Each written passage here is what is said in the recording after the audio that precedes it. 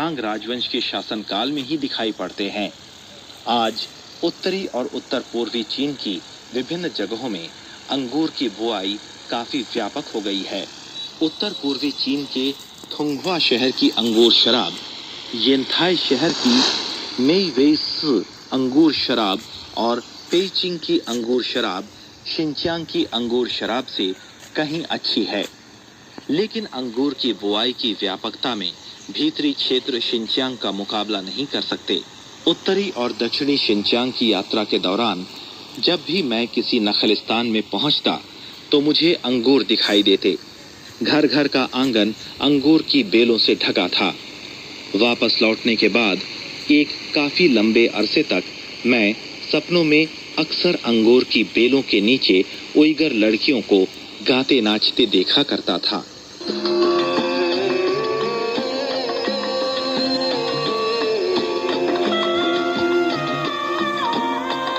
गुहा बौद्ध धर्म के पूर्व में प्रसार का चिन्ह।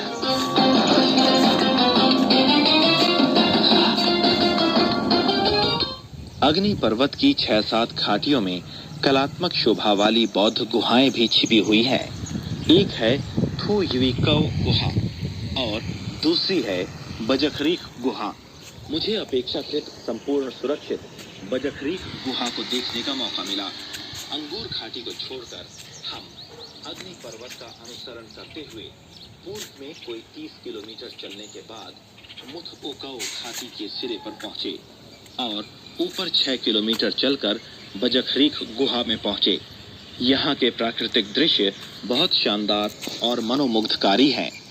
घाटी के तल में एक छोटी उफनती नदी बहती है। पूर्वी तट पर ऊंचे पहाड़ हैं। हवा की मार से चट्टानें तरह तरह की अजीबोगरीब शक्लें अख्तियार कर लेती है। नीले आसमान के नीचे लाल चोटी तो और भी लाल नजर आती है। पश्चिमी तट पर खतरनाक सीधी चट्टानें हैं। चट्टानों पर खड़े जब आप घाटी में स्थित मकानों पर नजर दौड़ाते हैं तो वे खिलौने से लगते हैं। गुहाएं खतरनाक सीधी चट्टानों दोस्तों मैंने इस पर पन्नी चढ़ा रखी है जिस वजह से आपको साफ नहीं दिख रहा होगा। गुहाएं मौजूद हैं और नीचे ये क्या है कि सुरक्षित रहता है, धूल मिट्टी इस पर नहीं लगती है। में प्रवेश करता चला गया। इसकी आवाज़ बहुत तेज है और अधिकांश भाग इस्लाम के पश्चिमी क्षेत्र में प्रसार के वक्त नष्ट हो गया। इसके बारे में पूरी जानकारी आपको पता ही है, आपके अब भी बहुत शानदार चैनल पर उपलब्ध है। आकर्षक नजर आता है। नंबर 39 गुहा में और चाइना रेडियो इंटरनेशनल का प्रसारण आप पूरा प्रोग्राम सुनते ही हैं एक भित्ति चित्र रोजाना। संपूर्ण तौर पर सुरक्षित रखा गया है।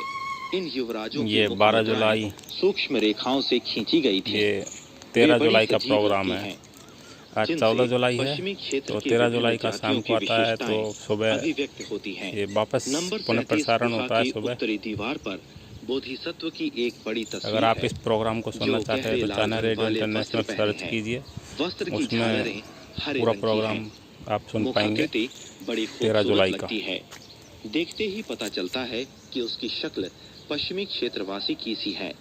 वो थांग राजवंश की सुंदरी की शक्ल वाली उन बोधिसत्वों जिन्हें मैंने तुनहुआंग।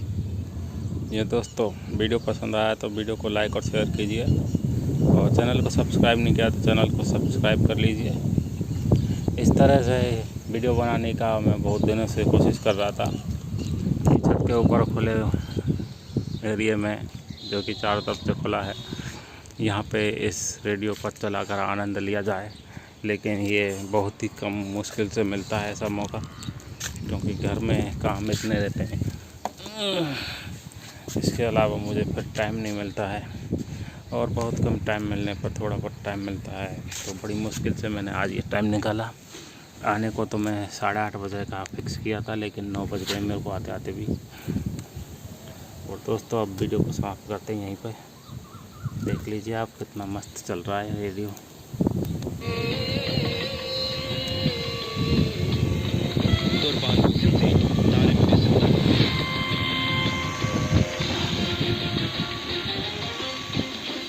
हवा का भंडार।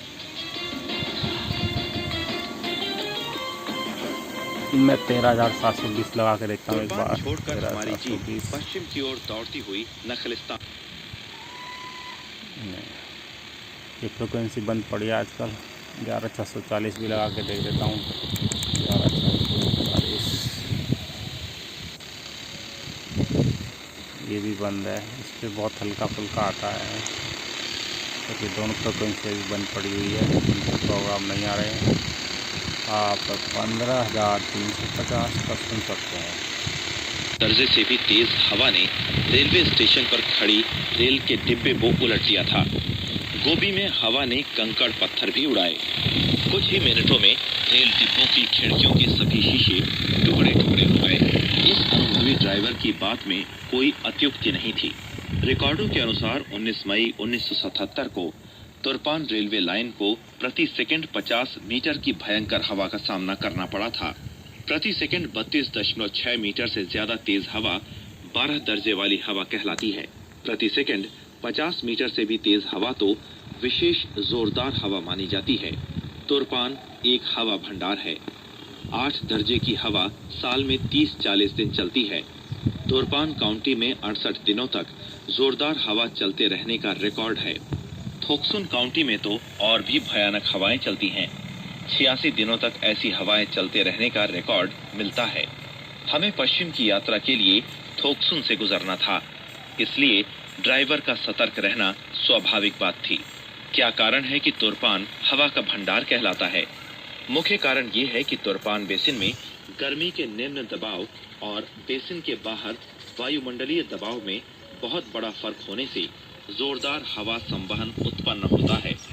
बेसिन के भीतर गर्म हवा ऊपर उठती है और उत्तर की ठंडी हवा तेजी से दक्षिण की ओर चलती है। वायु उत्तर पश्चिम में स्थित थिएनशान पर्वतमाला के दर्रे से गुजरकर बेसिन में आती है और भयानक हवा का रूप धारण कर लेती है। जोरदार हवा न सिर्फ कृषि फसलों को नुकसान पहुंचाती है, बल्कि उसमें बड़े बड़े रकबे रेतीले भूमि में भी बदल जाते हैं। मुक्ति के बाद तुर्पान क्षेत्र की जनता ने 2500 किलोमीटर लंबी पवन रोधक वन स्थली बनाई और कोई 3 करोड़ पेड़ लगाए। खेत और आबाद बस्तियां वन प्रदेश के घेरे में आ गईं। हवा से होने वाला नुकसान साल दर साल घटता चला जा रहा है।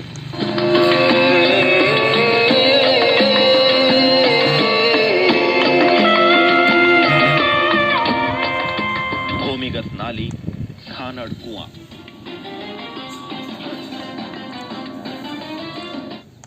दोस्तों, इसकी आवाज़ बहुत ही तेज़ है। आपने सुना चाइना रेडियो इंटरनेशनल का प्रसारण। तो दोस्तों, वीडियो को लाइक और शेयर कीजिए और चैनल को सब्सक्राइब नहीं किया तो सब्सक्राइब कर लीजिए। चाइना रेडियो इंटरनेशनल का प्रसारण आप रोज़ाना सुन पा रहे हैं। और दोस्तों, वीडियो देखने के लिए आपका बहुत बहुत धन्यवाद। वीडियो को यहीं समाप्त करते हैं। अगले वीडियो में फिर मिलेंगे। तब तक के लिए नमस्कार, बाय बाय।